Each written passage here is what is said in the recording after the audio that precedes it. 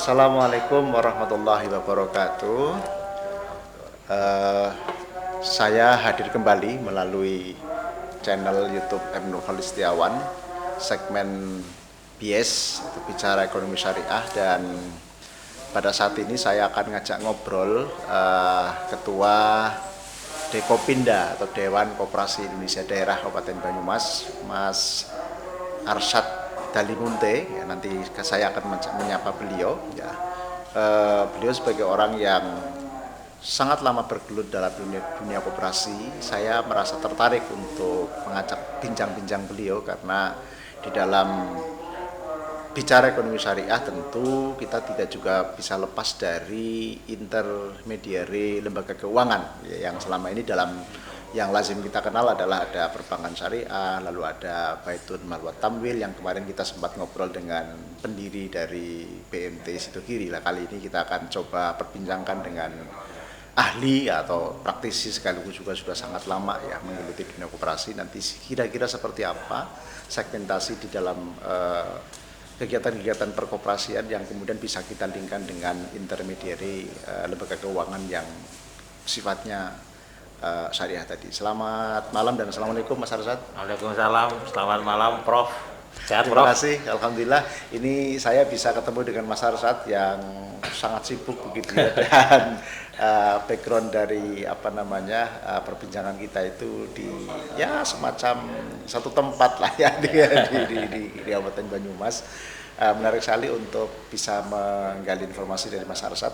Gini Mas, dalam pengetahuan saya ya yang tentu terbatas, saya tuh belum begitu banyak dari informasi terkait dengan dunia perkoperasian, gitu ya. Tetapi kalau di situ ada simpanan anggota, begitu ya, kemudian ada rapat anggota tahunan, gitu ya. Ini kan kurang lebih begitu ya,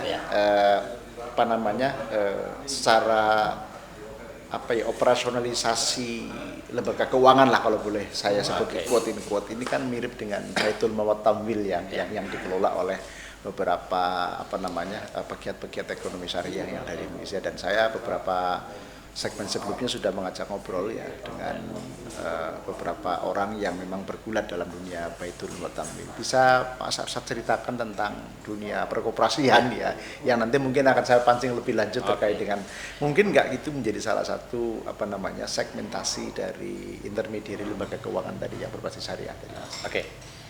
Jadi saya kalau kita diskusi koperasi, saya mulai dari konsepsi dasar koperasi dulu. Bahwa koperasi itu filosofinya adalah kumpulan orang yang mencerdaskan. Jadi fokus yang dibangun adalah orang. Dicerdaskan dari satu titik ke titik berikutnya sehingga menjadi manusia yang lebih produktif. Kayaknya agak kurang keras nih Mas. Kurang suaranya keras ya. Kurang lantang, bukan kurang keras. Saya terlalu lama dijawab. Nah, dalam hal kecerdasan itu terbentuk. Kemudian ada penyadaran-penyadaran baru, maka kemudian melahirkan ide menjadi manusia produktif, maka di sanalah kemudian terjadi aksi penyatuan sumber daya itu, penggabungan sumber daya. Penggabungan sumber daya. Ya, itu yang tadi disampaikan Prof. Simpanan pokok, simpanan wajib itu wujudnya ya, atau simpanan manasuka, atau dalam dimensi syariah punya istilah-istilah yang berbeda tapi substansinya sama. Nah, jadi dalam kacamata konsepsi koperasi, perusahaan itu alat dan secara umum dibagi pada 3. Satu, bergerak di bidang sektor real, yang kedua sektor keuangan, yang ketiga adalah sektor jasa lainnya, atau kemudian ada lagi yang produksi ya. Jadi kalau ini jadi 4 ya, produksi, sektor real, kemudian ada keuangan dan jasa. Nah, jadi kalau kita bicara tadi intermediasi keuangan itu, sebenarnya itu adalah salah satu aktivitas perusahaan koperasi. Sementara dari sisi konsepsi, koperasi menempatkan perusahaan itu alat, bukan tujuan.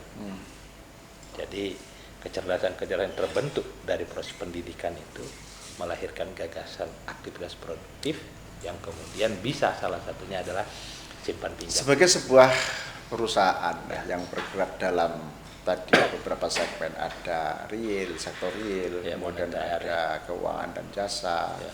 lalu ada apalagi satu lagi tadi itu? Produksi. Ada produksi. Ini kan tentu bagaimanapun tidak bisa lepas dari sisi profit kan ya.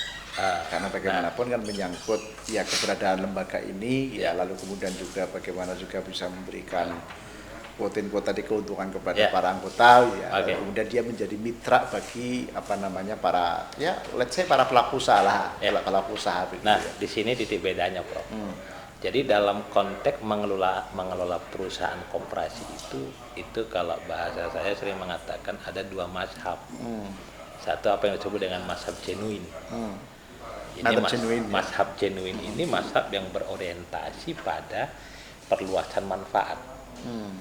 Jadi yang kedua adalah mazhab hibrid.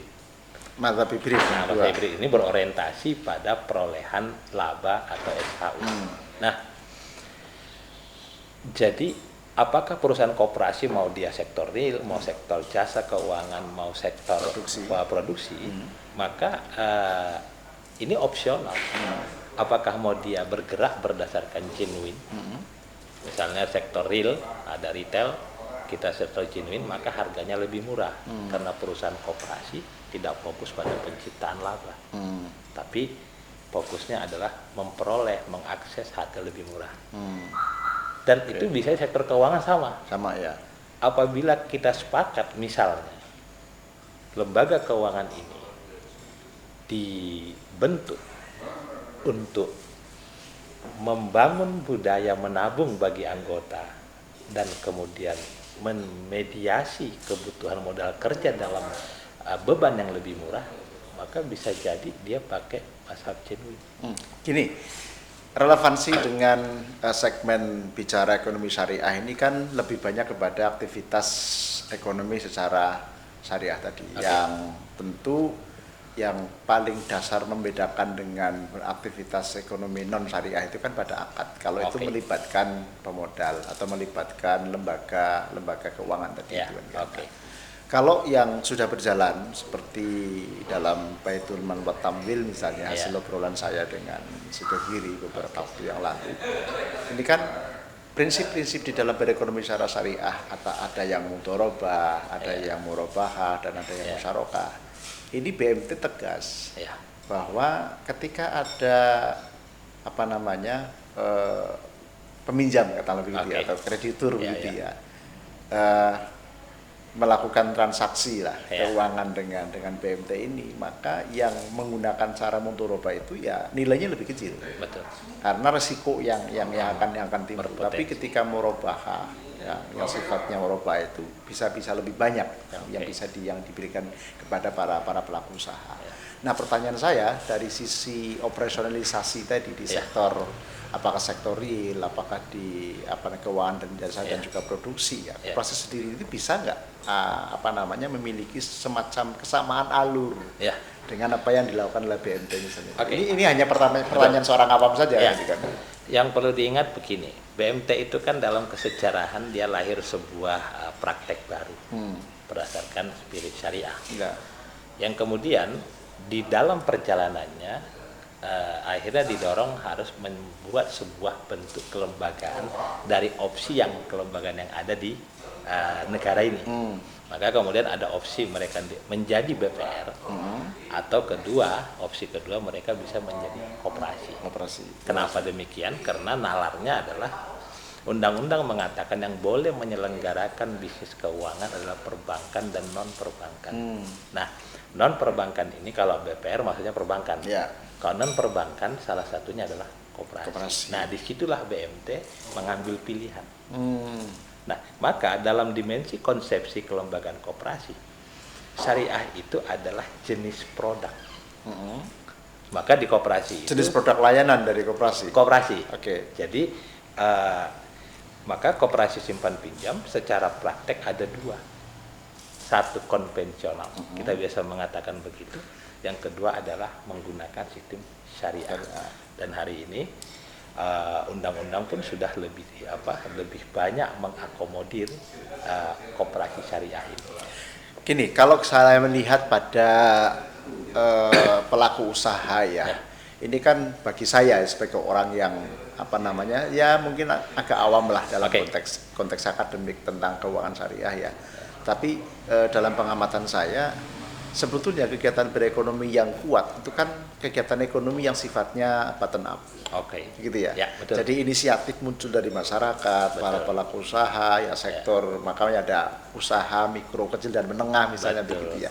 Nah, terkait dengan pembiayaan apa namanya pelaku usaha khususnya yang mikro, kecil dan menengah ini kan mereka mungkin agak sedikit kesulitan ketika langsung mengakses perbankan kan, gitu kan. Sehingga pilihannya tentu adalah apakah tadi ya BMT begitu ya ataukah koperasi tadi itu. Nah, kalau saya lihat jangan didikotomikan lagi, Prof. Oh gitu ya. Koperasi syariah sama koperasi konvensional gitu kan. Karena dia ranah kelembagaannya gitu. Betul. Artinya dari sisi kelembagaan tadi itu sebagai orang yang menggeluti koperasi sekian lama begitu ya. Mas Harsat ini sangat confident ya bahwa sebenarnya ini bisa menjadi salah satu alternatif bagi perkembangan tadi lembaga keuangan intermediary tadi itu dalam konteks keuangan syariah. Ya. Kalau saya pada konsepsi dasar lahirnya usaha sektor moneter di koperasi, spiritnya itu memang pemberdayaan. Karena memang konsepsi dasar koperasi adalah memberdayakan. Kemudian ada dua opsi produk, ada yang konvensional kita istilahkan atau syariah. Maka ini akan berjalan dengan dengan spirit dasarnya tanpa merubah substansi induknya. Sebagai koperasi adalah kumpulan orang yang mencerdaskan. Nah, jadi kalau ditanya apakah memungkinkan, sangat mungkin, Pak. Dari data yang Mas Arsat tahu ya karena sebagai pengurus kan ya pengurus atau dewan pengurus ketua dewan pengurus Koperasi Indonesia Daerah begitu ya. Ini sudah ada berapa koperasi yang menjalankan apa namanya prinsip atau produknya adalah produk syariah. Nah, kalau pada konteks formalnya, ini formal ya. Di Banyumas itu ada sekitar 35-an ya, dan terus didorong untuk tumbuh.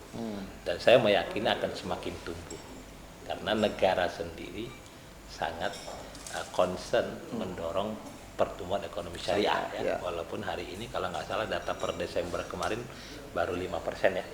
Tapi diyakini Indonesia akan menjadi terbesar ya. Karena Nah, cuma pesan saya selalu kepada teman-teman koperasi yang menggeluti syariah atau memilih koperasi jenis syariah. Ini jangan perbedaan hanya pada tingkat akadnya, tetapi diawali substansinya. Menarik. Jadi ini yang saya kira perlu saya gali lebih dalam ya. Jadi jangan semata-mata hanya kepada basis akadnya, bukan, ya, tapi pada substansinya. Bisa dijelaskan lebih detail? Saya bukan pakar syariah, tetapi di permukaan saya agak paham, agak sedikit paham bahwa kenapa sih orang mengkampanyekan syariah itu perlu? Karena di sana diyakini adanya keberkahan.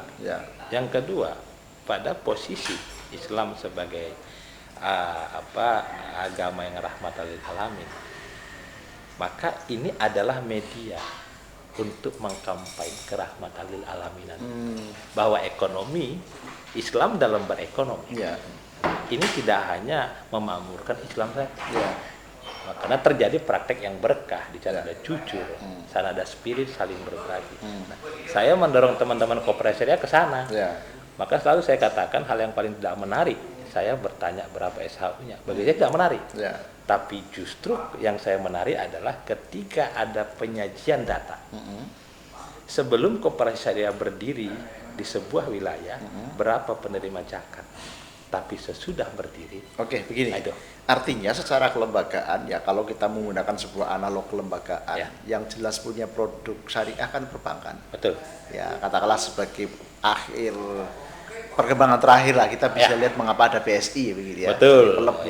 Peleburan ya. Syariah di BUMN ya, bank BUMN. Lalu kalau dalam perspektif atau dalam pandangan Mas Arsat sebagai aktivis ya sekaligus juga penggerak koperasi yang sudah puluhan tahun begitu ya.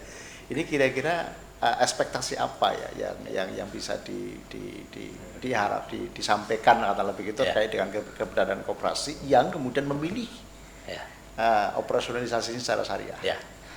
Kalau saya pertama motivasinya kan ini kan basis keyakinan. Ini tentang keberkahan. Keberkahan itu bukan hanya pada yang menjalankan, tetapi pada lingkungan. Karena diikuti praktek-praktek yang menjamin adanya kejujuran, kebijaksanaan di sana. Nah, jadi kalau ditanya ekspektasi saya berangkat dari koperasi sebagai kumpulan orang mencerdaskan. Saya malah lebih jauh bermimpinya, Prof. Saya berharap ini adalah mengoreksi peradaban. Wah, keren. Saya ke sana. Baik. Ini bukan tentang uang gitu loh. Iya. Uang itu kan tools. Ya. Makanya tujuan. makanya di koperasi karena koperasi sebagai kumpulan orang mencerdaskan. Maka koperasi menempatkan uang sebagai alat bantu. Bukan sebagai tujuan. Bukan tujuan. Dan menempatkan orang sebagai penentu. Cakep, Mas. Oke. Jadi saya kira ini sebagai closing begitu ya, Siap. sekaligus ending dari pemikiran aktivis koperasi yang sudah puluhan tahun menggeluti. Ya, masih dunia belajar, itu. Prof. Itu Saya kan, juga dan terus lakukan pencarian. saya ini kan salah satu peran dari akademisi ini kan mengencourage, mendorong sekaligus Ya. memprovokasi. Oke. Jadi ada sedikit candaan kalau Prof itu yang satunya profesor, satunya provokator. Keren. Pertanyaannya makanya tadi memprovokasi aja ya, Prof. Provokasi Oke, bagaimana siap. koperasi nanti menjadi salah satu alternatif dia dari Oke. intermediate lembaga keuangan saya. Iya. Terima kasih sekaligus menutup perbincangan atau diskusi kita, saya Muhammad Nongkolis Setiawan dengan Mas Arsyad Siap, Halimute. Prof. Dan saya akhiri, assalamualaikum warahmatullahi wabarakatuh. Waalaikumsalam warahmatullahi wabarakatuh.